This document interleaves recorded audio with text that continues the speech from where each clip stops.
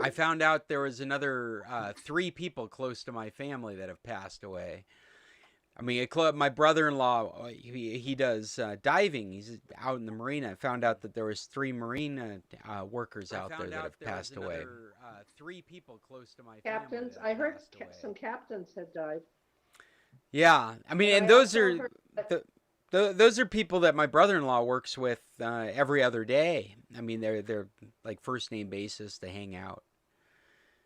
So I also heard that the guy that painted my car, Florenzio, I heard that his wife has died. Suni, Yes, yes, she has. Suni, is Yep. Florenzio's wife. is this COVID? Yes. So within nobody I touch, but people from my Mexican family, the people from their friends and family, that count is up to 9. Wow. Just Wow. in All You're off. and one of them is my mother-in-law's nephew. Oh no. Yeah. So Jude, so we're extra cautious. We're not questioning whether this is a real thing or not. I mean, trying to make the best decisions possible. You know, I think we're Mm-hmm. all trying to, but there's no. I mean, all doubt of this being a deadly pandemic is eliminated from our minds. Right. Mm-hmm. But from the numbers that they post, it looks like it might be getting somewhat better in Yeah, Sonora. yeah, and Sonora's numbers haven't been. I mean, they're not low.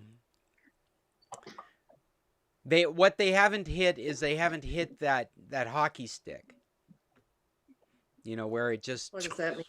where it just escalates. They seem to be Right. right. They want to be like this. They really want to be like this, but they want to at least be like this, but they're more like this. And so, fortunately, still not Florida, but not. I mean, just maintaining. That's what it feels like. Hey, oh, I am. Florencio's wife, COVID? Yes. Oh, boy. Me? What's her And name? he's okay? I don't know. I don't. Zuni cleaned for a friend of mine. That's how I found out. Oh. Rebecca. Well, I haven't seen anything on. I'm a Hey, Facebook friend Chester. of Florencio's, and I haven't seen anything on his site that other than SUNY. Oh, so His sites. Florencio has a site. Florencio, well, he has a Facebook page. Oh, Hey guys, I hit I the didn't know that. YouTube button. Just FYI, we're on. Your picture's clear. Thank you. You're I'll in look at focus. Bill. Well, that's an effect, Bill. it's, it's my latest filter.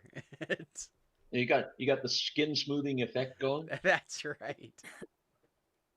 We Good all morning. want Can you that. hear me? Yeah, Stanley, you sound great. Hey, Okay. Chester, how are you doing? Is your mic working too? I just turned it on, and good morning, all. Good morning. What's Florencio's last name?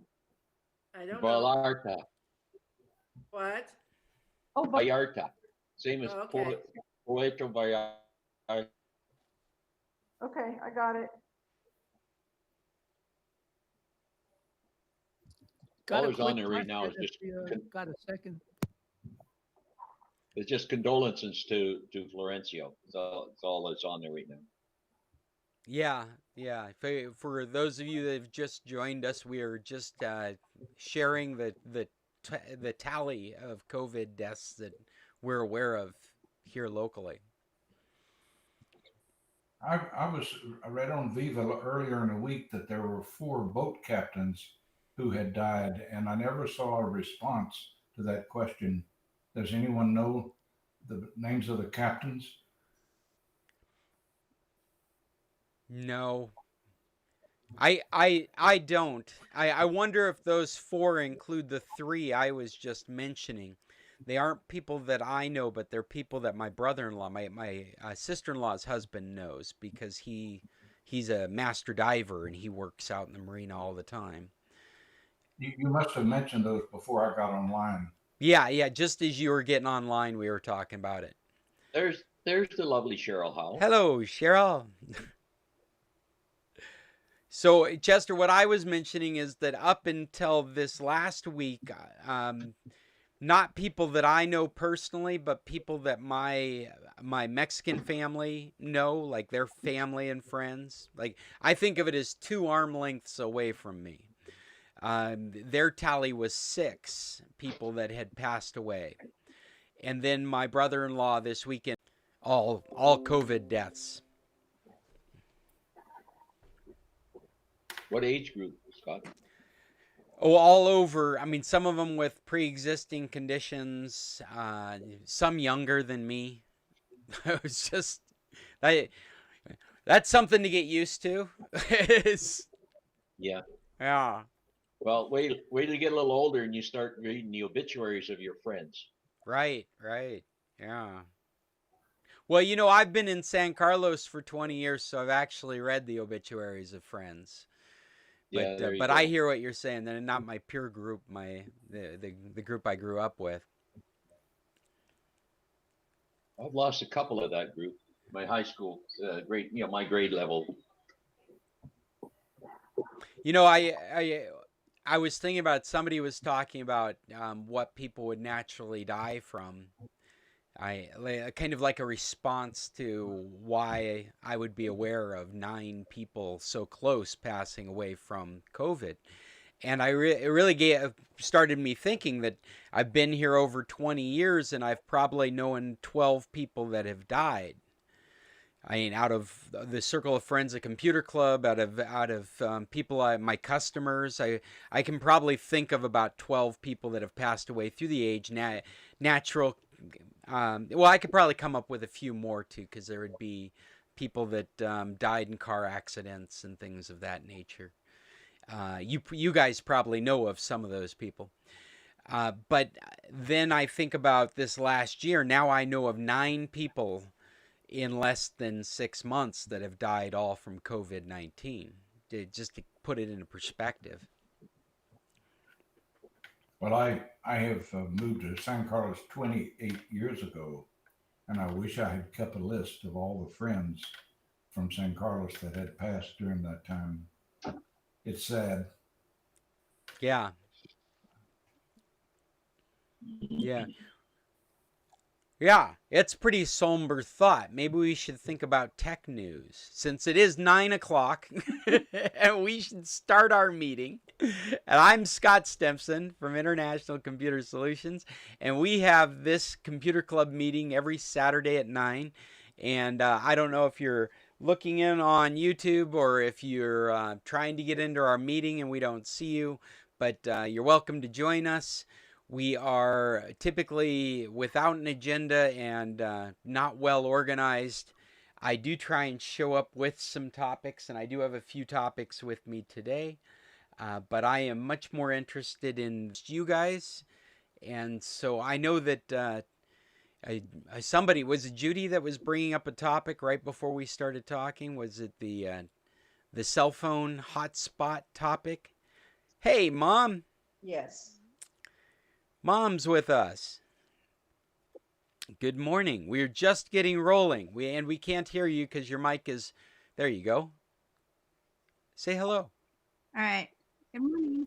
Good morning. Your dad's here too. Awesome. Good morning, Can you Dad. hear? Hi there. I've been having crazy internet problems this morning. I get disconnected and reconnected. So far, the meeting has stayed connected, but I'm watching my internet go up and down. I have a good problem from on my phone. Well, what's that, Stanley? Yeah, all of a sudden, I was getting a message, do not understand, and then the language was showing like Japanese underneath it.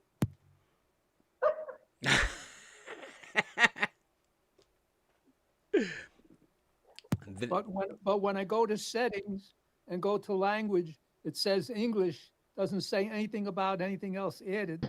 So I did a reset, a network reset, and now I got to reinstall all my applications again. well, Man. that is an answer to I and if that's for me resetting a phone ends up being a last resort. Well, it was a last resort, and guess what? It did not solve the problem.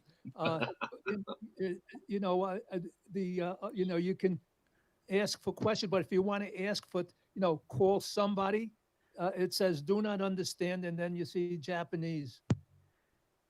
So is if you want to use the um, speech to text function, the to say call mom or call Bill. Is this what you're talking about, Stanley? That is correct. What And kind? I think, I don't know how it happened, but it changed. And when I did the reset and everything, all it did was wipe out my applications. All my information is still there, my contacts and everything else.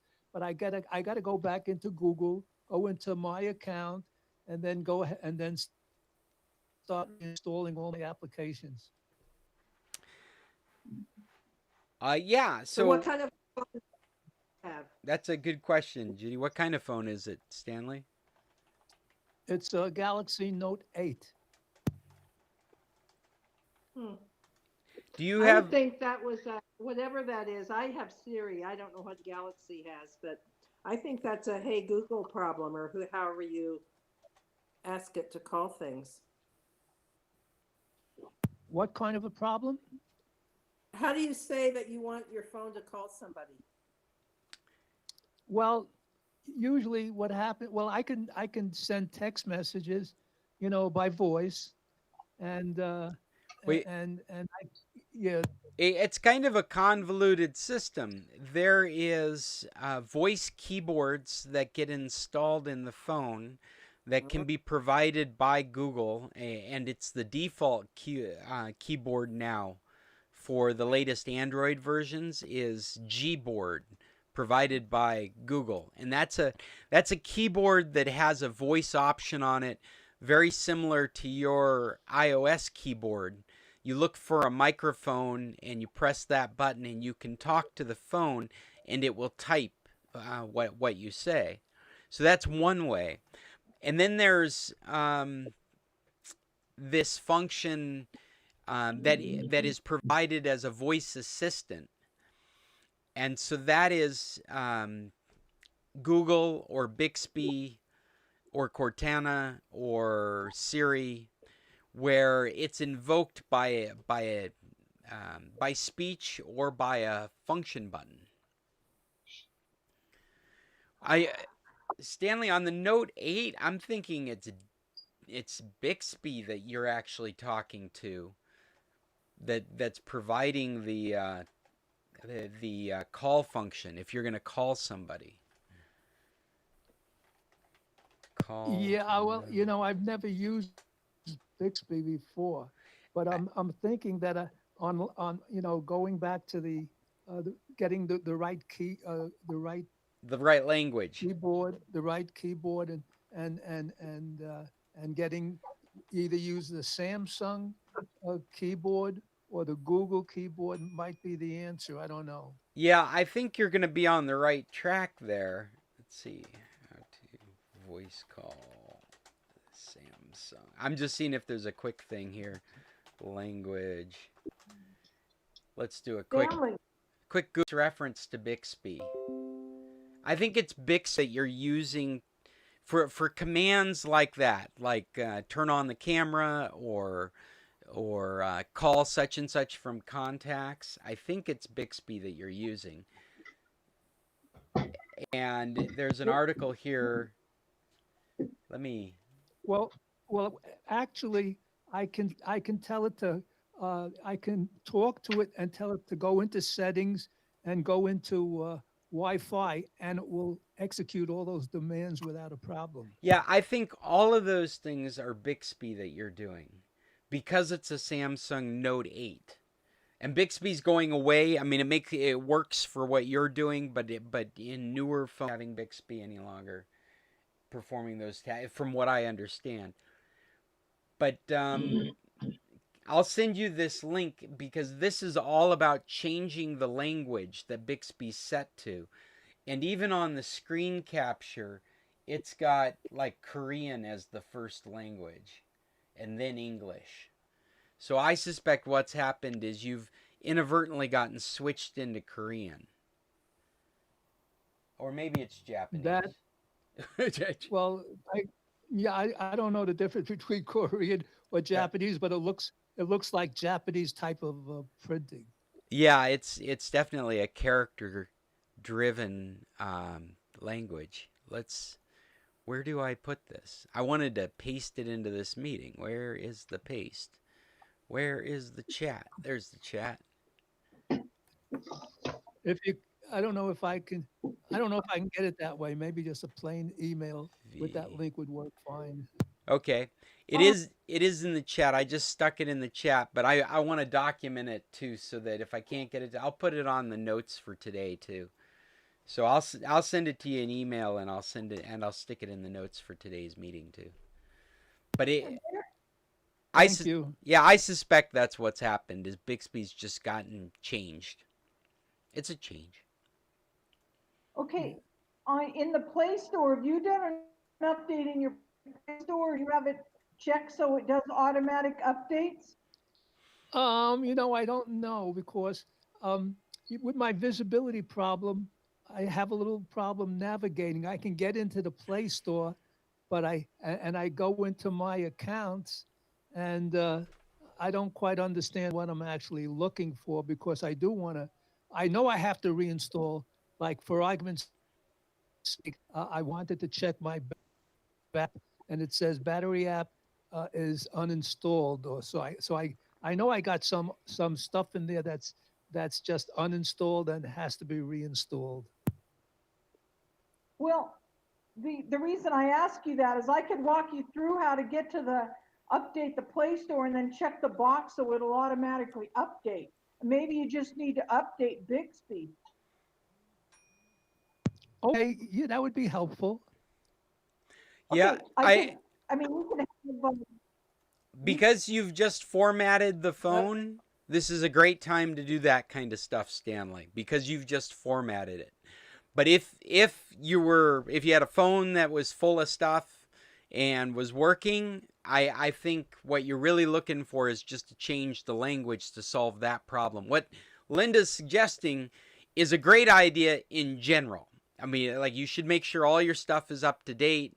This is a good time that the Google Play Store actually provides a thing called Play Services, and you'll find that apps that weren't working correctly in the past are now working correctly because you were able to get that Play Services download. And that's all about keeping these things up to date. But the problem that you're talking about, this one where it's going into, I think it's Korean because I'm looking at the language of Bixby and they don't have Japanese on the list, so it's either Korean or Chinese. I suspect that's the default for what's going on, or it's gotten set incorrectly. And if you follow those instructions, it'll just switch it back over to English.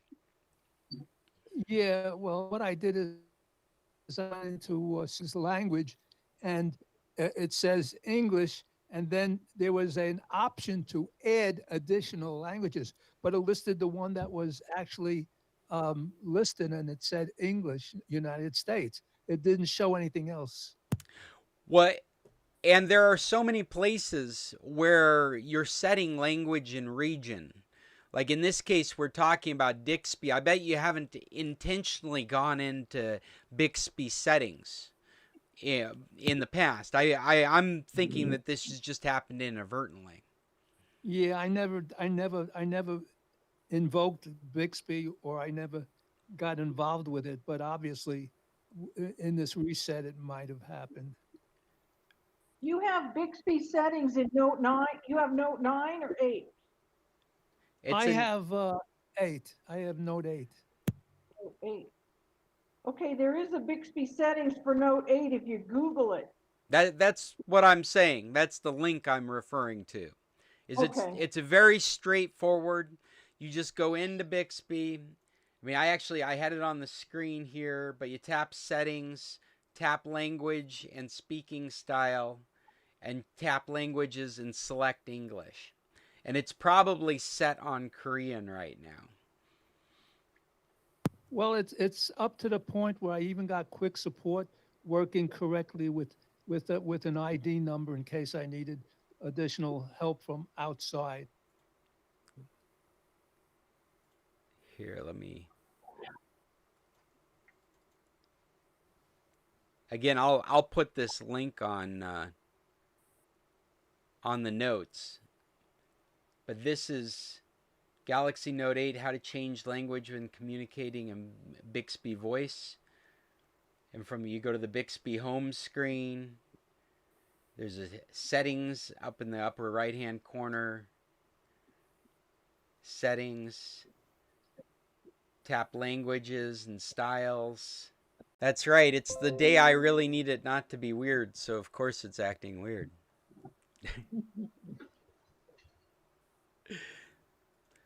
Well, let's see, what else did we have? That Stanley's language.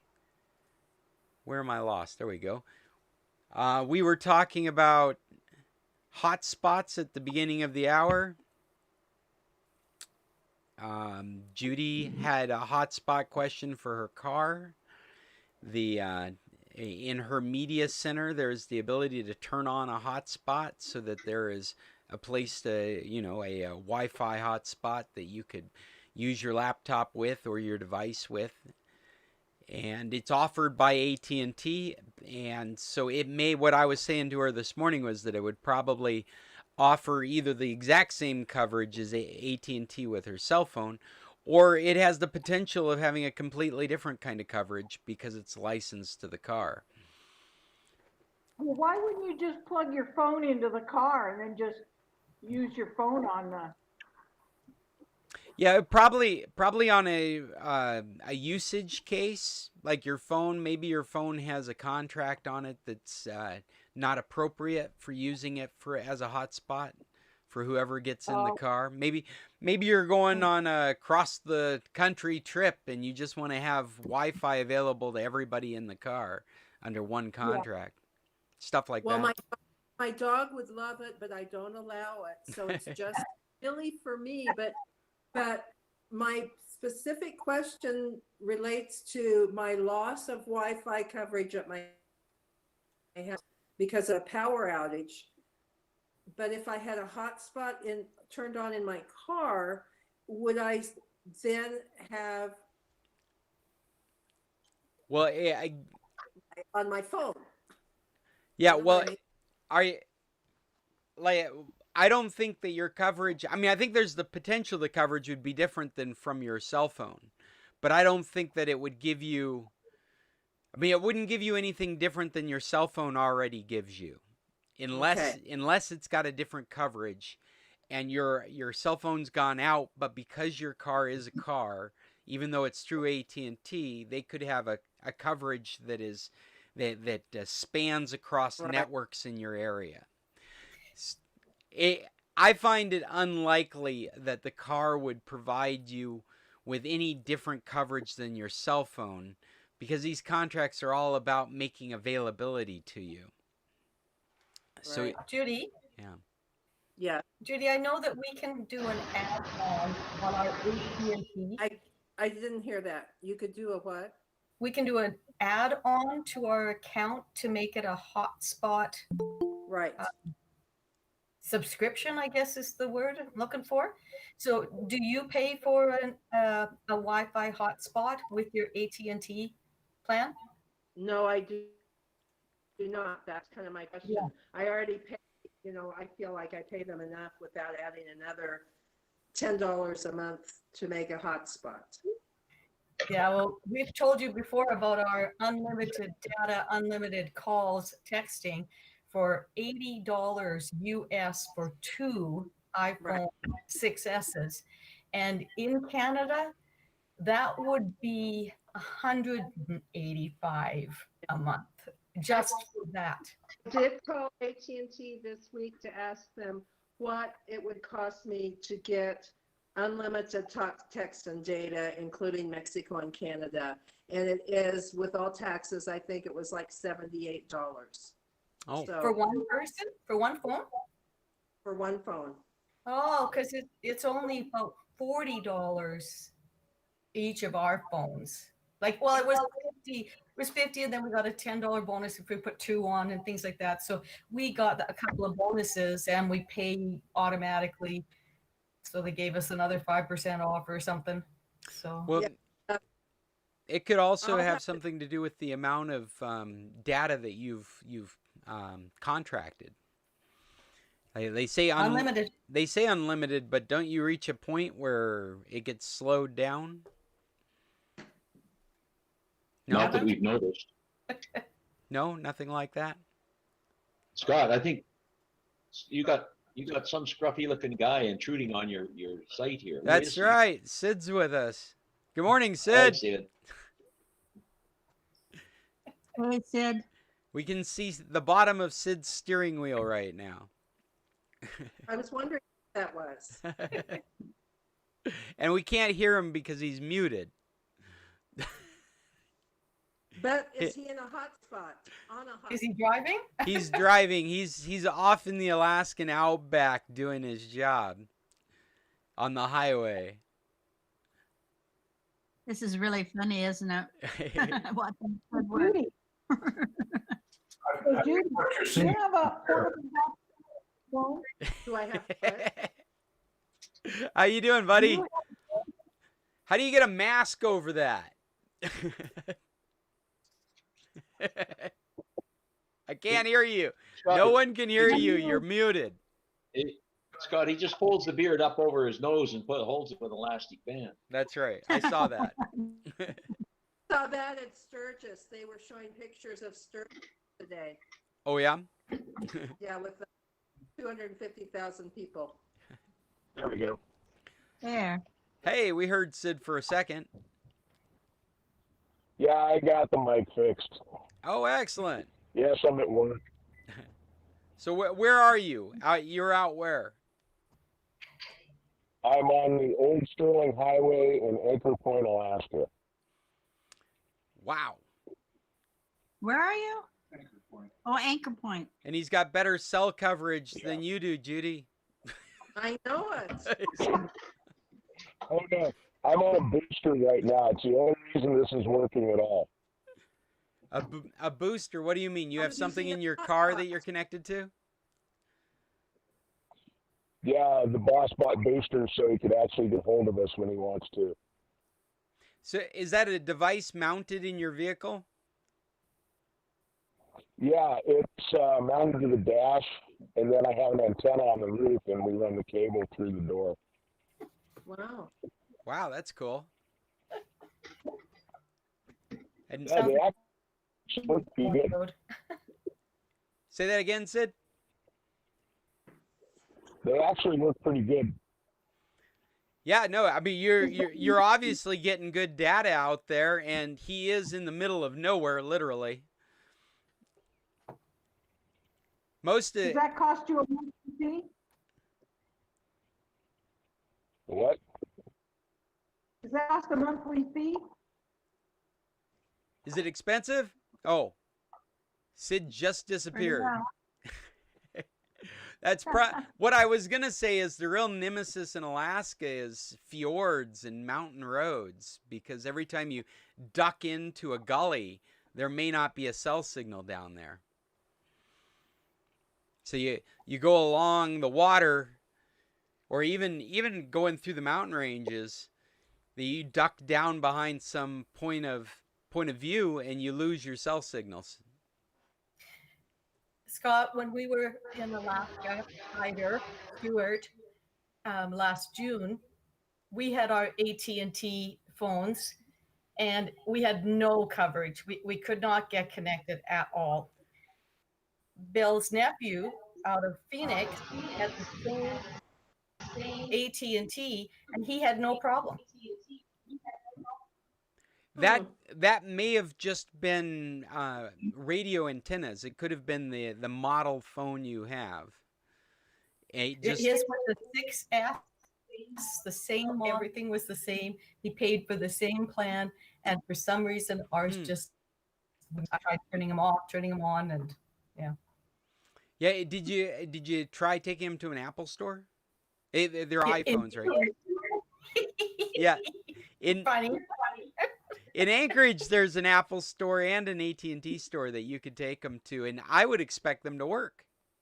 They just had an article on the news about Stewart and Hyder being a border bubble because there's no grocery store, there's no facilities or anything in Stewart, and they have to come, no, in Hyder, Alaska, so they have to come to Stewart, BC, and of course the border is closed. So they're trying to get special permission. And the quote that I loved was, the woman said, "Why can't the government look at us as humans, not Canadians or Americans?" Yeah. I was just hearing a similar type of story where somebody had a plan to go down to Haines and take the ferry to Juneau, but they have to go through Canada. Was that? I think they were having to go through Canada for some reason, and they were getting turned around at the border because it wasn't considered essential travel by Canadians. Yeah, there's a little corner there that you have to dip into Northwest Territories, I think it is. Yeah. No, Yukon. Yukon Territory. Yukon, yeah. Yeah, so they were pretty disappointed. What was that, Mom? You've made that trip. We've been to Hyder, Scott. Yeah. South the Cassiar. Yeah, and we've actually done the ferry a number of times from Haines to Juneau, down the southeast. But if you can't, was a long drive, Scott. Yeah, well, they were literally turning around and going back to Anchorage because their plan, they had to get down to Juneau for some sort of training they were doing. I was listening to it in Alaskan news. And they reached the Canadian border and they got turned around and said, "No, you can't make that travel." Wow, I didn't know that. Yeah. Because we've had people driving up here, but Justin drove up. Yeah, well, and in this news, this was public broadcast news from Alaska. They were saying that they know people that had already crossed the border into Canada on their way up to do the same trip. And so it was very much an arbitrary decision at the border whether they thought it was essential travel or not. But for them, they said the most frustrating thing was there's no cell service out there. So they're driving back to Anchorage and they can't do anything. They can't do any research. They can't contact anybody. They can't get any kind of special permission. And they finally did. It was finally taken up as an issue. This isn't what we're here to talk about. It's just I was listening to the Alaskan news this morning, and this is one of the articles on the news, is how they finally did get special permission to make the trip. But by that point, it was moot because they had already turned away. When it was hours and hours later. Wow. Just the craziness that's going on because of COVID. The same reason we're meeting in a virtual format. I actually kind of like this virtual format. It's sure helpful when I have to show somebody something and I can hear the table.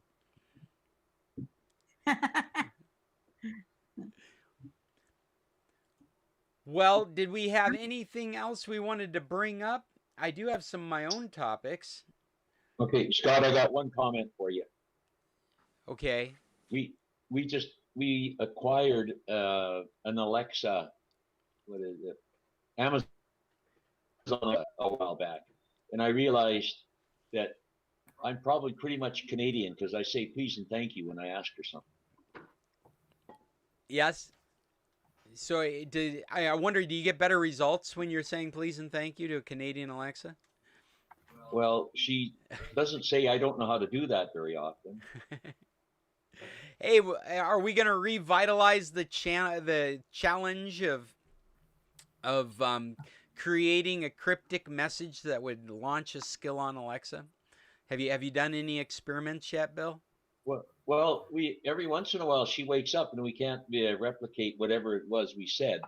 We, just as she all of a sudden starts flashing blue and green or whatever it is she does. But we can't figure out what we've said that did it.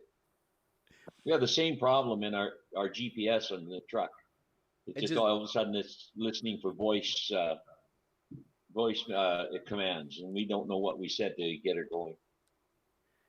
Right. Well, it'd be fun to narrow down some of those commands, and because it's used in common day speech, it all of a sudden sets off the Alexa. So what was it, and what was it that Alexa was running off to do? We can actually. I haven't done this. I should do this. You should be able to get into the history of what Alexa listened to.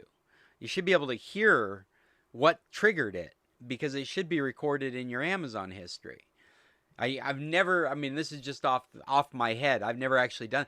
I've done this with Google. It was really bizarre to go in and see Google's audio history of commands, especially when my kids were younger, because they have their own Google accounts now, but we used to hook up one Google account to everybody's device. And the kids would just ask Google just the craziest questions. Our granddaughter was playing with Alexa the other day, and she was trying to teach it to know her voice. And so she comes in the room and she'll say, "Alexa, who am I?" And she'll say, "I'm speaking to Amber, that this is Bill's account." Oh, that's awesome. Okay, Cheryl, you just woke Alexa up. Yes, Oh, did I? my Alexa's going off too. Alexa, play mariachi music. It won't work for you, Scott, because I'm listening through my earphones. Oh, okay. But she heard me in the house. But Yeah. Anyway, she taught the Alexa that when this growly voice that she played with, that then it thinks it's me. So it doesn't recognize me as my voice anymore. It recognizes grandma as this, kind of alien voice. The other thing she does is she said, "I love you, Alexa." Oh, she might do it now. And she starts singing this little rock and roll song about how I love you too. You're such a sweetie pie, and I'm your favorite AI, and all this. Oh my goodness. That's awesome. All right, wait just a minute. I have to prove something to you. Hang on. Just 1 minute. We're going for a slight walk.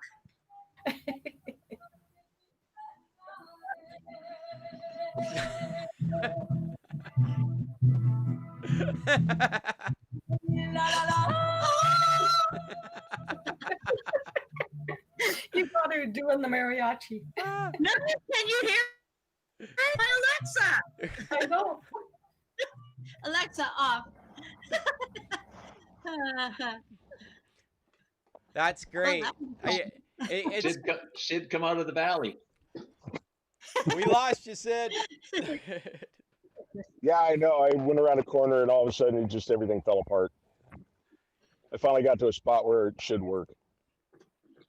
So that's the story from the highways in Alaska. In fact, during bed and breakfast season, we get a lot of calls that just end abruptly or don't ever start. They're just phantom rings, and we know they're people that are just curving their way through the mountains, and they made the call and all of a sudden got disconnected. Sid's got great signal until he's behind a mountain, then he's got nothing. Well, compared to when I was in Cold Bay and you had to get up to the high points so you could see across Cold Bay and you could just kind of make out the tower and the town over there, and then you got cell reception. Yeah, I always thought that was the funny. I'd get this random garbled call from Sid, and I would imagine him with his phone just hanging off the cliff edge, right, holding it up in the sky talking to me because it's the only place he could get a signal.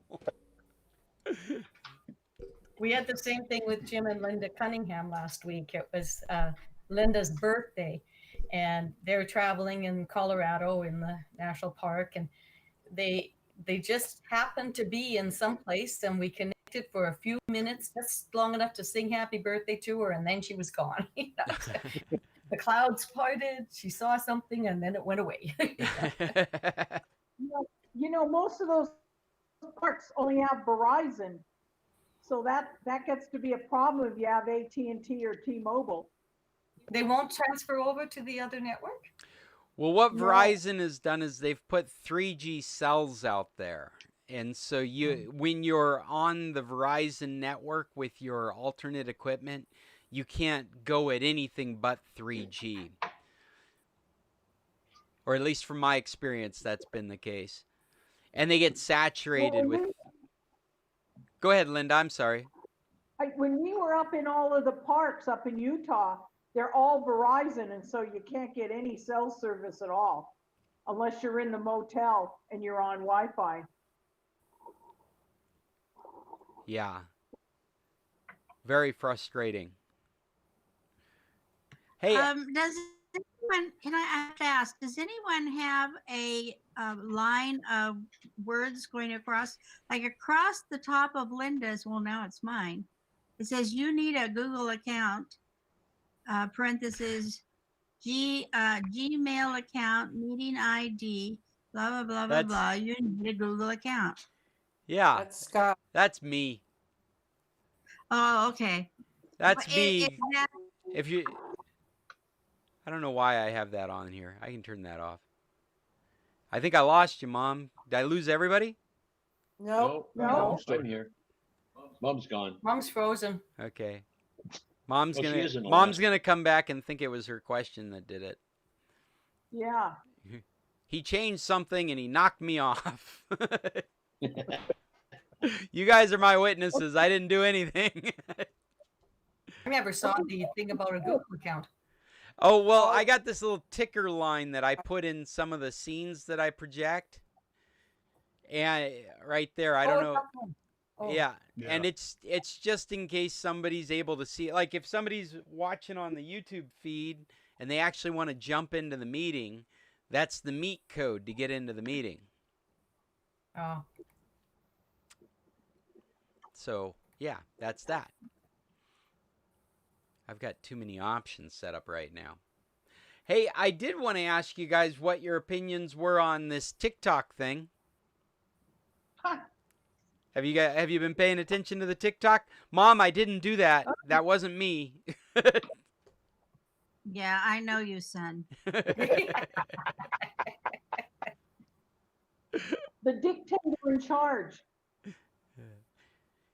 I was just asking if you guys had been paying attention to the TikTok thing that's been happening. Apparently it was supposed to be, you know what? My kids use TikTok all the time, or my daughter uses it. My youngest daughter uses TikTok all the time. She does lip syncing and cosplay on TikTok. Well, in Mexico, they're probably not banning it, but the dictator is going to ban it today or something. You know, he's getting 45 days in case Microsoft buys it. Oh, 45 days. Yeah. I read something where apparently Microsoft's been in negotiations with TikTok before, leading up to this. For a couple of weeks now, they've been. That's correct. Yeah, that's correct. And I'm not a TikToker, but I understand it has to do with security of information that they don't want Beijing to have. But I also think it has to do with politics and the trying to do something against Beijing because of the pandemic as kind of a punishment. But we'll see. Yeah, I think TikTok's been singled out. I should say that the security risk, the excuse that's being used to single out TikTok, the security risk is the same for thousands of applications that you have on your phones. And all they have to do is be owned by a Chinese entity, and they're suffering from the same security issue. It's not a global politics issue of security. It's a fundamental issue of security. But they're using that as an excuse to do this. That's exactly an excuse. It's an excuse for more dictatorship by. Well, I think we're actually fortunate he's not that organized, because I think it's really a vendetta. I think he's really upset about TikTok being responsible for killing his conference that he was going to have. They really attribute themselves to being the reason that there were millions of tickets reserved and nobody showed up. You had to think that was pretty innovative on the part of those people buying tickets.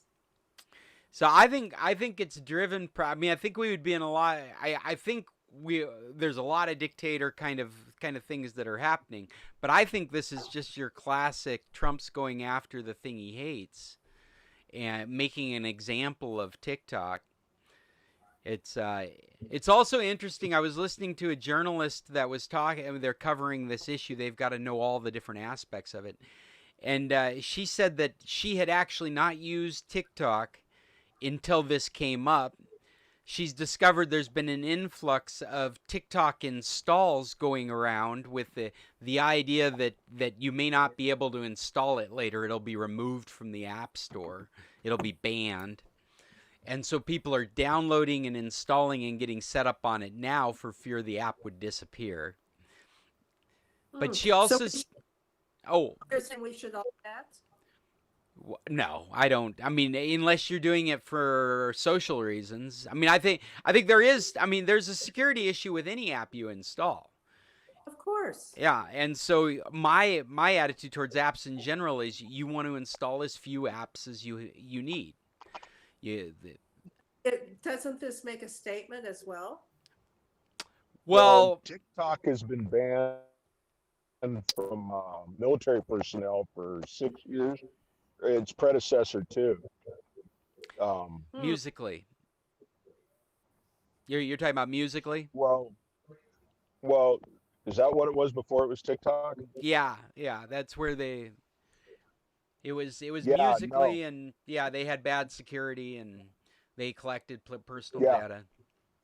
And so I would it's the same imagine they would thing as- ban it. Go ahead, Sid. I'm It's the sorry. same- it's the same thing as that Fitbit that tracked everything that you did and everything, and they were able to follow military personnel on bases that weren't supposed to exist because of it. That's right. The Fitbit thing became a real big deal in military circles. They had pictures of the geographic their training exercises, and they could narrow down where troops were simply by getting a hold of Fitbit data. Yeah. Yeah. I Go. think there's more to come. Say again, Chester? I think it's the first of more to come in terms of security with China. You know what? I don't think that's going to be the case. I think what's going to happen in the technical world is they're going to resolve these security issues that exist across the platforms. This type of data collection that's being done. But I think China is too involved as investors in too many of these apps. This is not going to go away unless we're going to shutter the United States to these marketplaces. And I just don't see us doing that. I see us humoring our president right now. And what I was going to say with the journalist that's been covering this is she said she installed it, and one of the very first apps, or one of the very first videos she was presented with, was how to use the app if you're in the United States and they ban it, and how you can change your country's location so the app will continue to work. And I really, Chester, I really believe those kinds of things are going to be happening for this kind of legislation. There's too big of a following for people not to look for workarounds.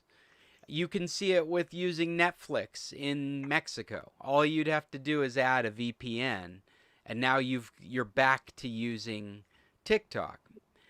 And what they say is TikTok is the new YouTube. They've got billions of subscribers. People are deep into this content. No legalese is going to stop people from using this application. It's going to end up having to be a technical stop. And that's why somebody like Microsoft buying it is the best solution for this legislation. If something like a Microsoft were to own at least the US portion of it, then it could go on and wouldn't be thumbing its nose to authority. I think that will happen. I think Microsoft will acquire it. And I do not agree with the president when he says the U.S. should have a portion of the fee or the chart of the sale price. That just does not make sense. Yeah, doesn't that really harkens back to just the kind of negotiator that Trump is? That, I mean, he's in the middle of it, so he should get a cut of it. Well, not he, but the U.S. Sure. I think he sees it as he, though. I mean he No. says U.S., but I think the mentality comes from. No, but he won't get any personal benefit from it other than political. Oh, give me a break, Chester. He's only for the personal benefits. No, he's not doing it for the money. I mean, come on. He's He doesn't want to. he's doing it for less than that. He's doing it for the likes. he's Well, he gives all the salary back. God damn, he can't be in it for the money. He's not for the money. No. Well, we don't want to. We don't want to. Let's not strive too far away from technology in this case. I have a question about Zoom. Yeah, go ahead, Judy. So many schools and everybody are using Zoom, and I didn't think Zoom was very safe. Have they changed something? Yes, they've changed a bunch of stuff, but they've basically took all the security concerns and put them behind a paywall. So if you're concerned about Zoom bombing, encryption, point-to-point encryption, then of course you would pay for their services. That's the solution. So now everybody knows how insecure Zoom is, and if you're concerned about it, you pay for a subscription. So all the schools and everything are now paying for Zoom to run their classrooms? Yeah, I'm definitely not saying that. And I hope you hear the sarcasm dripping from my sentiment. Because this is not the way I think I don't think this is the way they should behave as a company. I think this gives them a real black eye. But that's what they've done. This is their solution to their security problems. And they have, in fairness, I haven't gone through the list, but I do know that there are certain security issues that they've addressed immediately that affect both the free and the paid. But one of the big concerns is the encrypted data. The idea that like I'm looking at you right now on Hangouts, I would expect that data to be encrypted. It couldn't be tapped into. Whereas, and I think Google's doing it. Well, you know, it's funny. I use this as an example and realized that that I don't know if Google's doing this. I know WhatsApp is doing this. I know Facebook is not doing this unless you turn it on. And so I really don't know if Google's doing this for us. I also know it doesn't matter to us because I broadcast it on YouTube, so there is no secrets in this group. There's another. The Zoom concern is real because the teachers are using Zoom. Right. I'm sorry, Chester. Go ahead. Yeah, there is a recent development that is, I think, going to become really long lasting, and it is really a good event. And that is the medical, where you can get online with your doctor and you can go back and forth just as we are here with your doctor in his office, and you can discuss your medical problems. I can discuss with my doctor in Arizona and face to face here in Oregon. And and I think that's a really wonderful thing, and it's going to be a lot more of it in the future because it's very efficient. But how about the security for the medical information? Yeah, Jester, it's really, I mean, you would think that you're trying to build that confidence, so doctors would have to have subscription Zoom services that would provide that kind of encryption. We don't live in an open enough society to feel comfortable with our medical data floating across the internet. And that it would include audio and video as well. You wouldn't want your insurer to hear your conversation with your doctor. Even if it was a robot listening, it's going to get indexed. It's going to be organized, indexed, calculated, and then it's going to be used to make decisions because that's the way things have been working. So, of course, you'd want to have it protected. I find it a fascinating topic. We did a free Zoom session with our kids, or with my eldest daughter's new school, and the parents, and an introduction. And I know that was all broadcasted without encryption because none of us have a Zoom account to do that with. And we were warned at the beginning of it, this might turn itself off in 45 minutes. Just rejoin the group. It's Well, here in Alaska, we have state-run telemed, and it's fairly secure for using talking to the doctors and whatever we have with it.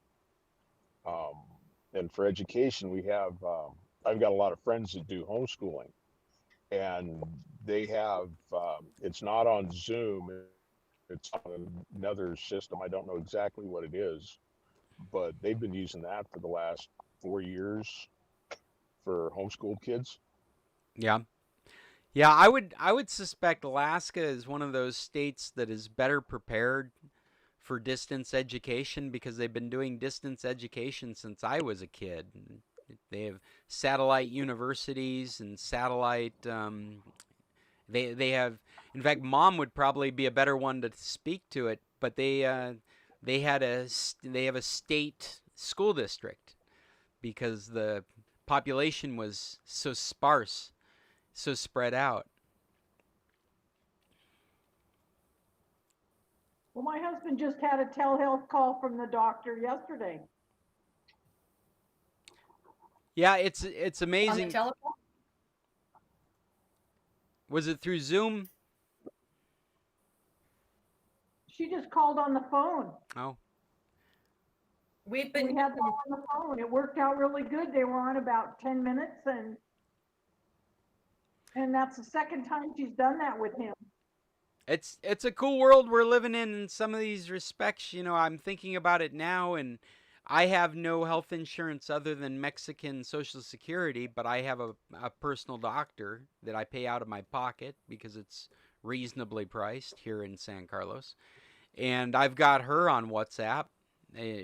So at a moment's notice, I could send her a question, and we've dealt with each other in that regards where it's like I got this lab result. I can actually get lab results and send them over to her and get her analysis of it, all without having to walk into the office.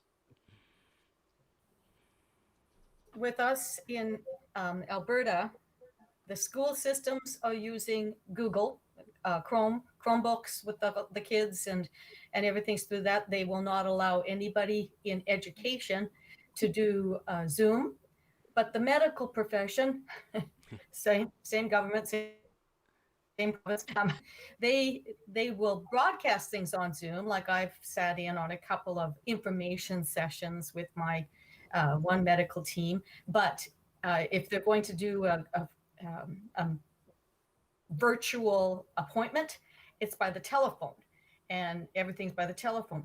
But then at the same time, like I can find my test results and everything on my phone. My phone is all connected with all the labs and everything. But every so often they will want to mail me something because they don't trust faxing. It doesn't make any sense to me that they will trust one system and then not another. They will not put anything in emails, where for a long time I was doing emails all the time with them.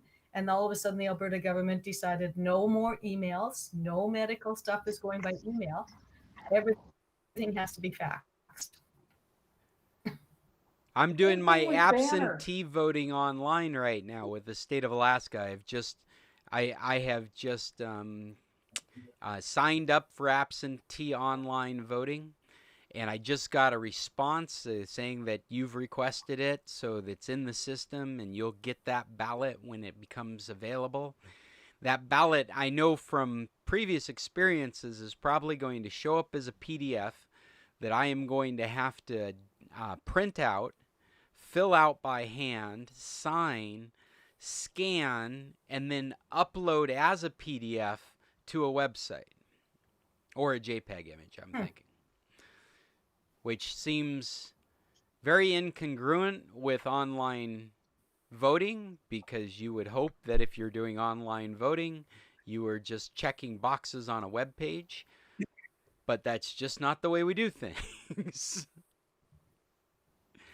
It really makes it hard for people who don't have all the availability of Wi-Fi and all of those things to vote. It leaves them out again. Isn't that interesting? Well, I talked to one of our assemblymen the other day when we were out at the range together, and we were talking about that. And one of the things I told him was, well, if you make it a PDF document that they could alter online, that would be an easy way to do it. And the PDF is a lot more secure than a lot of other options, and you don't need the printer. Yeah, I think there's something about doing it by hand that Alaska is still attached to.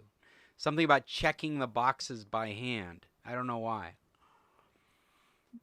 Oh, come on. In Alaska, we like just fighting with the government. That's true too. We like doing it this way because this is the way we've always done it. Yeah.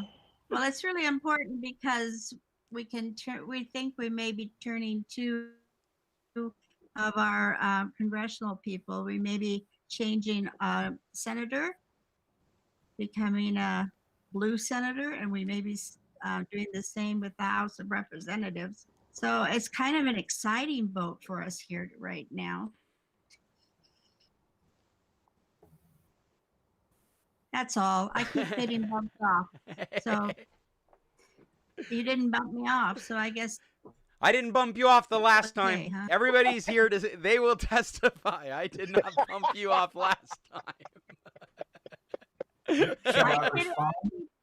I keep getting a snap. You know that sign lost snap. Politics. Hey, all right, going back to tech.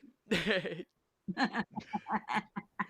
Did anybody happen to catch the news with Samsung and their announcement this last week? They have 5 new products that are coming out. I don't know if I'm actually ready to talk about any of them. I do like the looks of their watch, but and the folding phone still looks like it's in production. I mean, I don't know. You'd have to judge how important that price versus what they're giving you really matters to your life, but it still looks to me like something that's easy to break, the folding phone. But it is pretty cool to be able to take a standard size phone and fold it out into a tablet size. And what I found most interesting about their presentation was this relationship that they're touting with Microsoft. And their apps, their Samsung apps, are integrating with Microsoft services. So you can do like Samsung Notes, and it'll go straight into OneNote if you're into that kind of thing. But apparently, the Microsoft apps are being designed and tailored so that it's a great Samsung experience.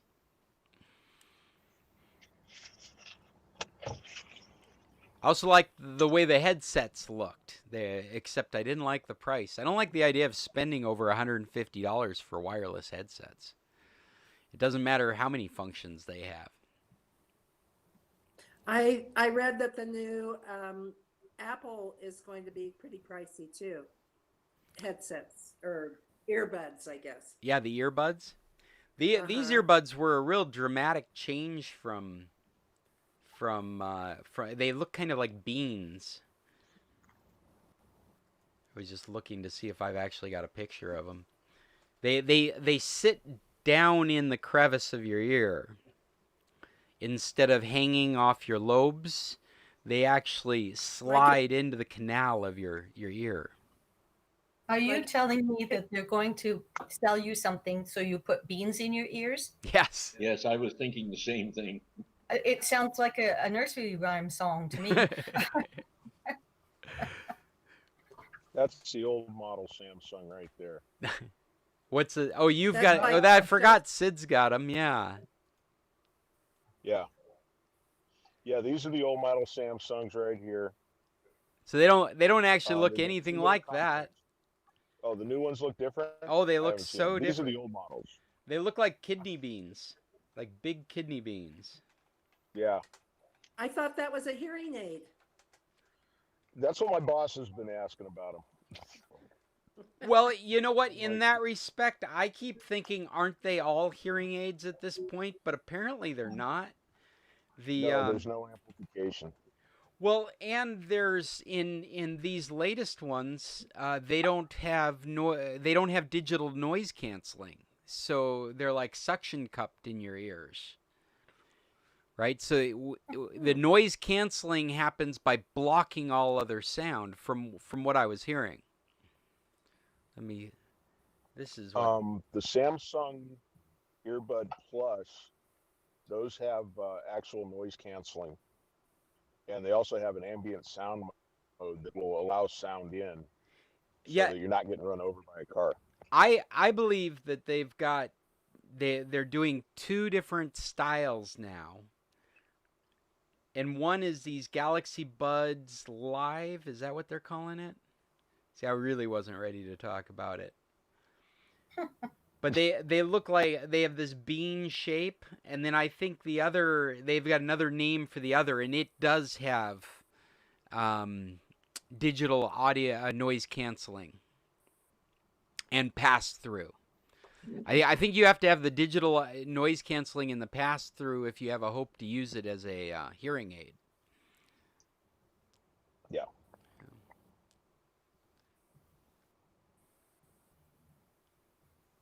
I don't know. The people that are reviewing them say they're great, just expensive. I was hoping somebody else had some interest in Samsung stuff today. Maybe they had some opinions on it. Sounds like nobody saw it. Well, I saw a discussion this morning, a presentation on television concerning a new $1,000 Samsung phone with 3 cameras, and apparently it's coming out ahead of the Apple phone, which is going to sell for about 1,200. They also have a $400 version of this Samsung, same system, but cheaper version. You know what's interesting, Chester? You may already know this, but Samsung's resale value drops dramatically just a few months after release. Unlike Apple products that hold their value, their resale value is very close to a new ticket price. Even 6 months later, a Samsung will have dropped by about 40% in value. And so, like, my best advice to people that are interested in new Samsung equipment that they've just seen is just hold off. Wait. Yeah, just wait. Wait. You'll have deals. I always, I'm a very pragmatic tech person, and I think waiting is some of the best things you can do. Especially when you get excited about brand new tech. It's like, well, hold yourself down, because the price is going to drop and the reliability is going to go up if you can just hold off. Use what you're using now. I think one of the worst things that we've done in the tech industry is treat it like fashion. Make it this drive to have the latest greatest thing. I think the latest greatest thing is really overrated. I'm kind of into consistently working, reliable, affordable technology. If I could put blinders on people, I would. I would have this little narrow boxed focus on those products that do what they say they were going to do for you, and they do it at a reasonable price. And early adopters is an area that I think there are people out there that have money to burn. They're welcome, but they end up being guinea pigs for this stuff too. We quickly forget the latest Samsung phone that caught on fire. They just basically gave you a new model phone because they couldn't make those phones work. We've had plenty of security issues with the latest version of the Apple phone. We've actually had times when Apple technology, at one point, Apple technology actually would reveal your password to whoever was trying to figure out the password, simply because it was the latest software. So I'm very conservative when it comes to the latest stuff. I think it's neat to look at to see the direction we're going, but I wouldn't recommend anybody getting into any of this technology until it's been on the market for a while. That's kind of the way I feel about the cloud. Yeah.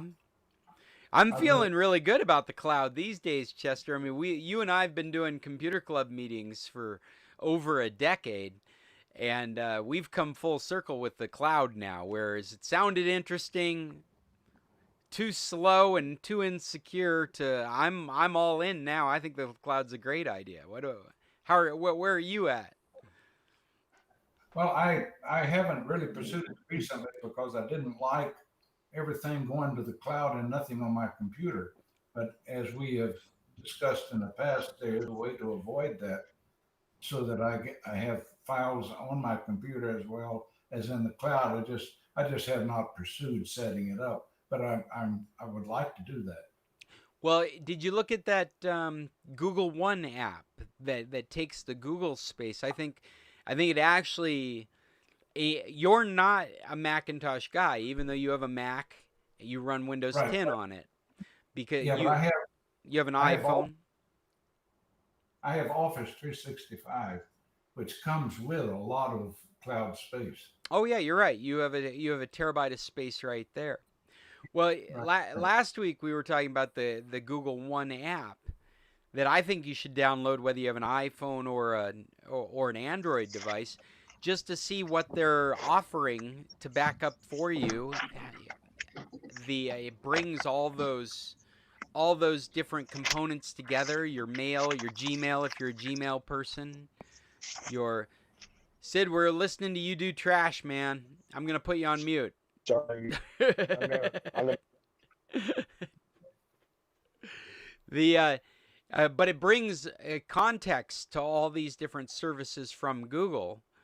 I suspect we'll see a similar kind of app crop up with OneDrive as well through Microsoft, because it's probably the first time that it's been very clear in the Google world where your space is. You have a Google account, you have 15 gigabytes of free space, but then that's distributed across your Google Photos, your Gmail, your Google Docs, and this has just outlined all that in one app, and then giving you the ability to buy more storage, all the way up to 30 terabytes of storage if necessary, all through this app. I just kind of sitting around waiting for the first announcement when somebody hacks into the OneDrive. Into the OneDrive. Well, it'll happen. It'll happen. I mean, actually, the truth is, probably it has happened, and we're not hearing about it. Did Well, that could be. you guys were you paying attention to Garmin's experience a couple weeks ago? Yeah, they got hit.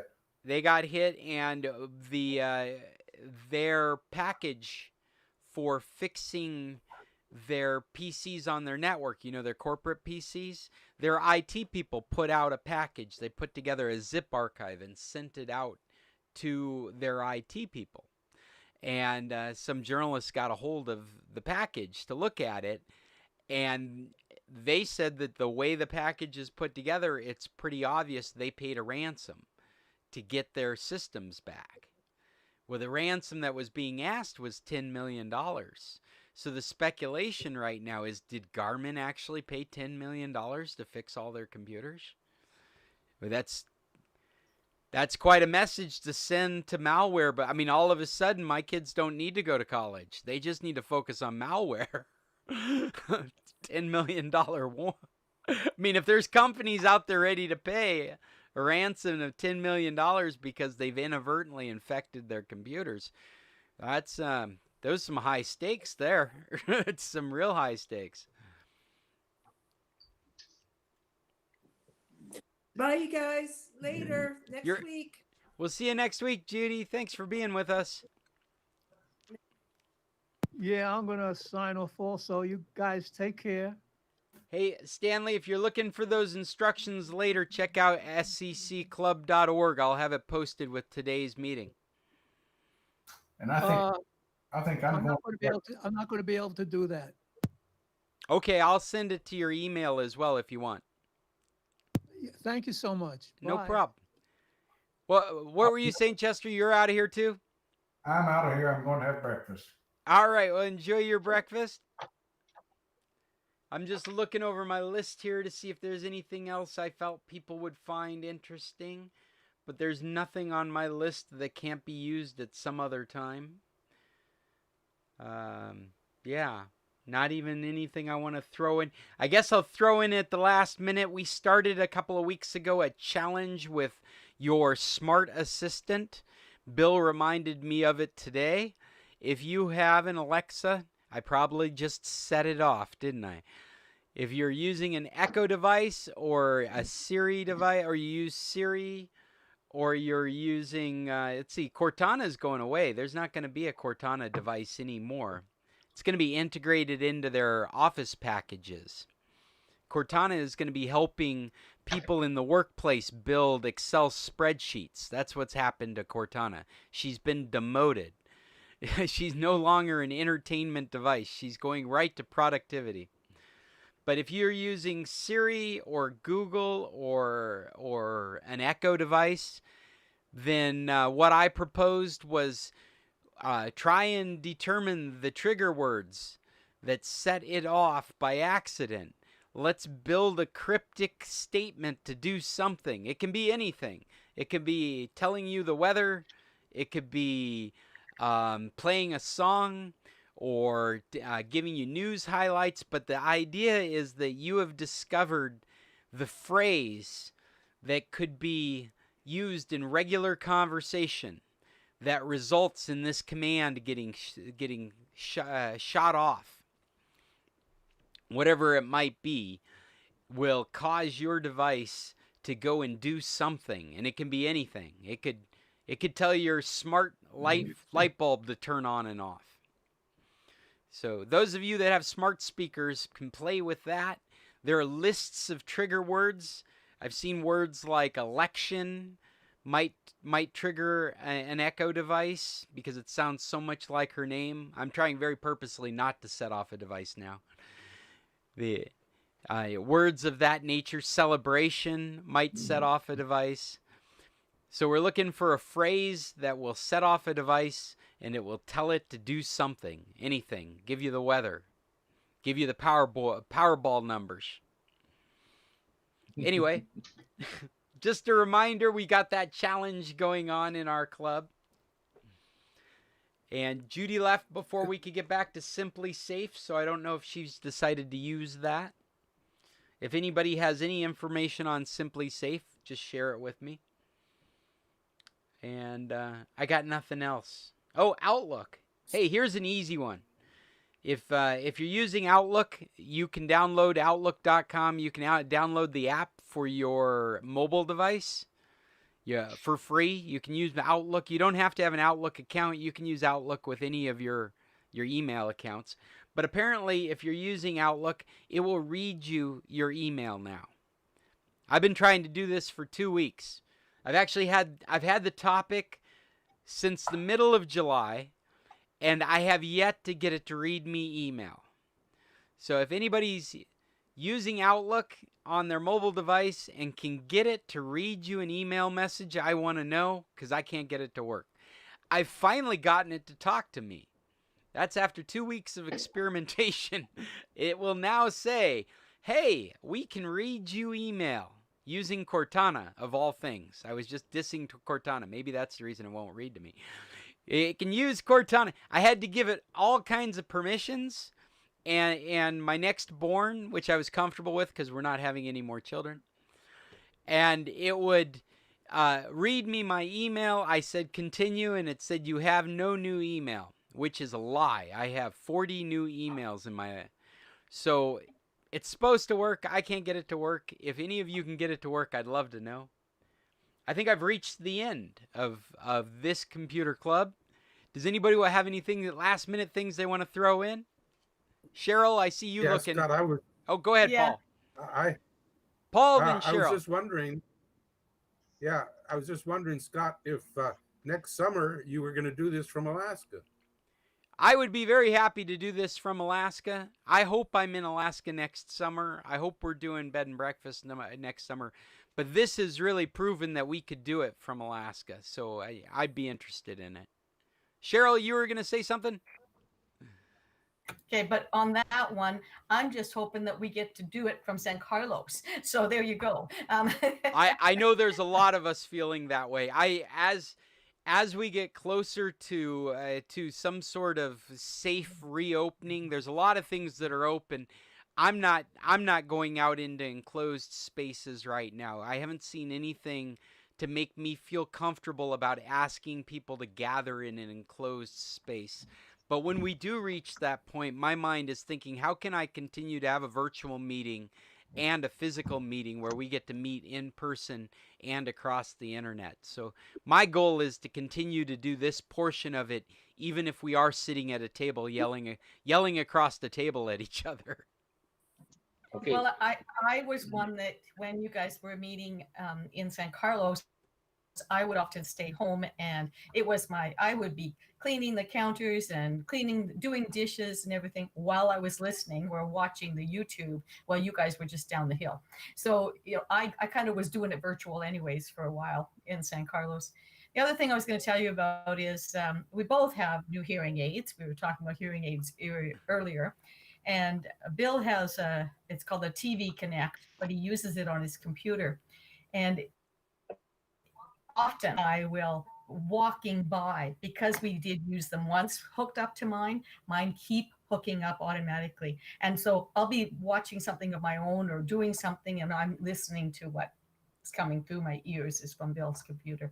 He's driving me crazy. Yeah, I fixed it. Yeah, I was going to say, you might need to actually get into that device and disassociate it from your hearing aids. And what you're bringing up is an interesting topic that I haven't really thought about until the Samsung event, where they were complaining that this new released headset didn't support multi-point connections. Or they did. I have to go back and review.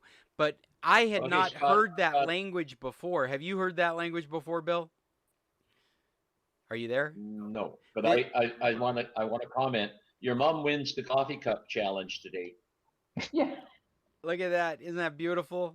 Oh, cute. Cute. Hey, Scott. Well, let me finish with this multi-point, because you guys are going to be dealing with this language in the next year, especially if you're thinking about headsets and hearing aids. This multi-point is the ability to be connected to various devices at the same time. And the idea is the fluid motion between your phone, your laptop, your tablet, or a TV set. So as you enter a room or you bring up another device, you're able to do a one-button switch, or it automatically switches over. And so this is going to become more of a thing.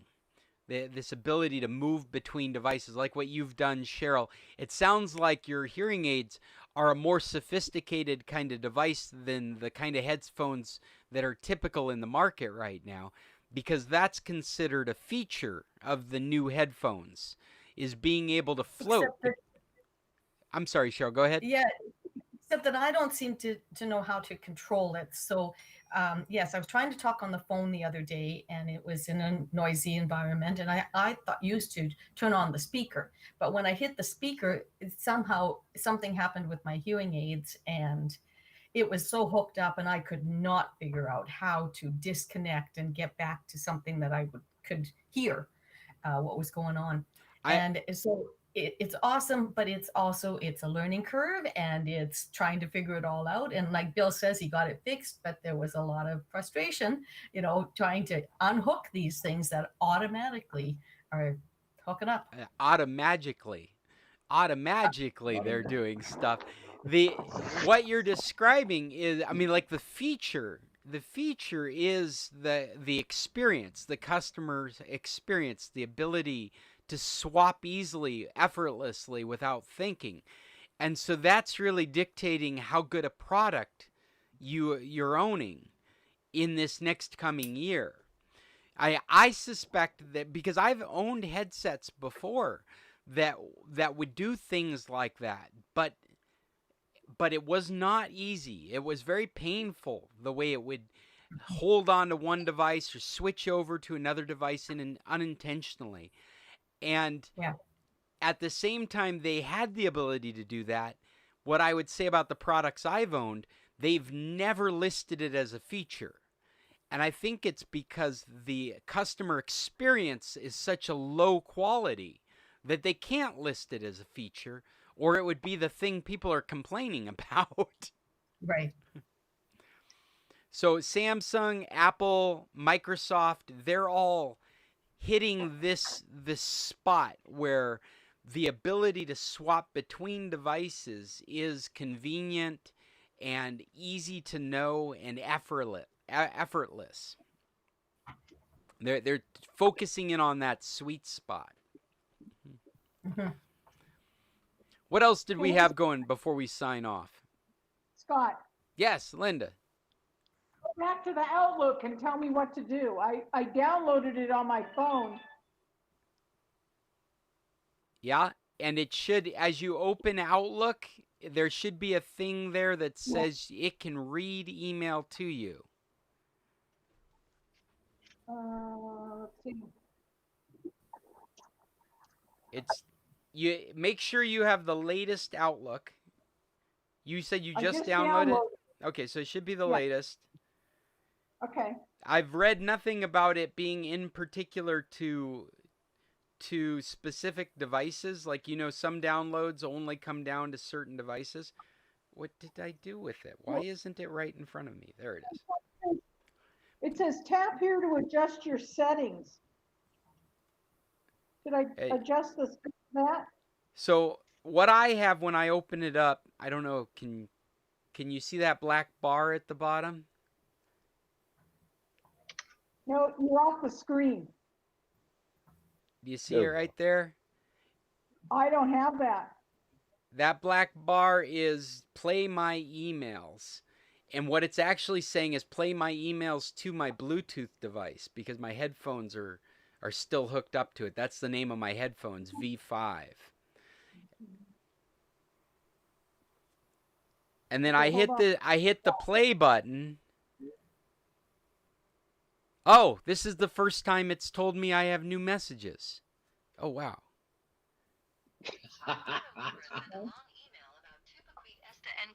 Oh, now he's happy. In another language. It's So working. Read on a screen. Do you think Mark doesn't have it? He doesn't care. Last His is night, working. Alaska Division of Elections sent a long email about Alaska August 18th, 2020 primary election ballot just to you. That's Here's the Cortana. message. Skip. Here. Yesterday afternoon, Amazon.com sent an email about your Amazon.com order. Hashtag 114-1654714 This is actually more sophisticated than I expected it to be. Each one of these emails has come with a summary. It said, yesterday, Amazon sent you a long email with the subject. It's like she's making determinations of how important the email might be to me. And it's giving me the ability to skip past it. It says, there's a link to Amazon.com here. Shipping confirmation. There's a link to Amazon.com. Oh, wow. You know what? I'm realizing we got to go through some of that. I bet Stanley would find that very helpful. There's got to be a way to set it so that it'll play new email messages just by default. But that bar that I was showing you, Linda, is the only indicator that I've had that it works. When I first go into Outlook on the mobile app, that bar exists and asks me if I want to hear my emails. And up until this moment that we're talking, I would say yes, and it would say you have no emails. You have no new emails, and I had lots of new emails. This is the first time it actually found new emails. So, Scott, I Yeah. got one question before I go. What was the Google Drive? Google Drive 1 or something? Google What is it called? One, the number one. Google number 1. Yeah. Okay. Look for it in the it's App an app. Store. Yeah, and it's available Yep. for iOS and for Android. So your Apple phones and your Samsung phones, they all have the ability to use it. One of the unique characteristics of it on Apple is that it is now letting you do downloads and backups that you previously were not able to do with the Google Drive. So it opens up the ability for you to use your Google Drive as your Apple phone backup. If you're interested in other Google services, then this might really appeal to you. One of the reasons I think this might appeal to you for things like photos is you could have Chromecasts in your life, and Chromecast lets you turn a TV into a digital picture frame. So you can have a Chromecast hanging off the back of a TV that's on and connected to your Google account, and a folder of pictures can come up.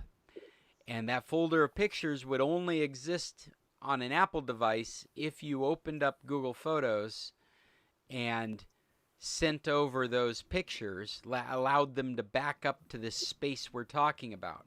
If that's something that you've started to do, then you may want that to be your main workflow. That's where your pictures go. Okay, I've searched for Google One Yes. in my apps, and it doesn't come up. All right. That's interesting. I might be saying this too soon. Let me just double check. Because there was a release date for it on Apple. Google One on iOS. Let's see here.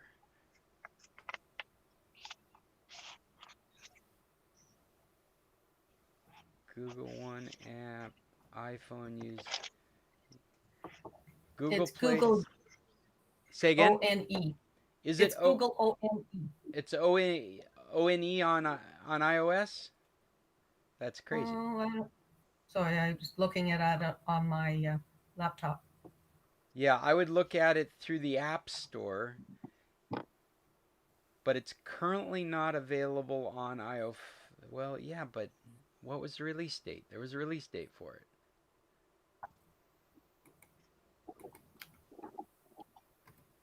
Darn it. And we actually did go over this.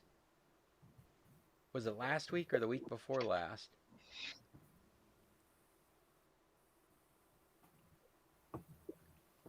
Darn it, you'd think I would be able to answer this question with a simple Google search. I should be able to just say,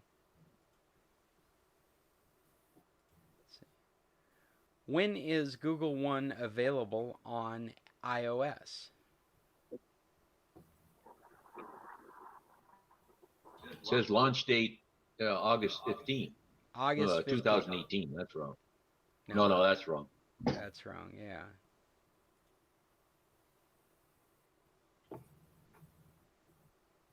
The news that I was reporting to you last week or the week before. Yeah, here it is. Google launches new Google One app for iOS with storage management and backups. Google today announced the launch of a new Google One app on iOS. I'm gonna, because we've ended this talking about this, I'm gonna add this to today's discussion so you can see a link to this article. Google says the new will be available soon. That was July 29th, so this is like a week and a half ago. So maybe we're gonna keep looking for it. Okay. Soon is not a specific release date. I would bet it's like everything else. They're arguing with Apple about what gets access to the App Store, their terms and service out of the App Store. There was something that just recently got shut down. I was thinking it was with Microsoft. Oh, it's Xbox. Microsoft, both Google and Microsoft have streaming gaming services. Microsoft's got Xbox and Google has Stadia. And the idea is that you pay a subscription like Netflix and you have access to a catalog of games that you can play across the internet from whatever your device is. And Apple won't allow either one of them into its App Store. And so they're having a battle right now about how that's going to work. They've got an awesome offering. Apple's got awesome equipment. It would be great if their customers could use Apple equipment, but Samsung just released a tablet that is an amazing Android tablet to compete head to head with a Surface tablet and an iPad. And you can bet that students that are looking for devices are going, well, can I run Xbox on it? Because maybe I don't want an iPad if I can't run Xbox on it. Anyway, those are just random thoughts out of this tech person's head. I think we're 15 minutes over. Unless you guys have more to add, I'm willing to call it a meeting. It's been a good one. It's been a good one. It's always great to see all you guys. Mom, you keep double appearing for some reason. You keep getting disconnected. I keep getting this snap thing. Where it's failing on your device and you have to get reconnected. Exactly. I thought she was playing whack-a-mole. Well, let me say, hey, thank you guys for showing up. This has been our San Carlos Computer Club meeting for August 8th. We'll be back here again next Saturday at 9 with more topics and tech talk. And you're all welcome to come join us again.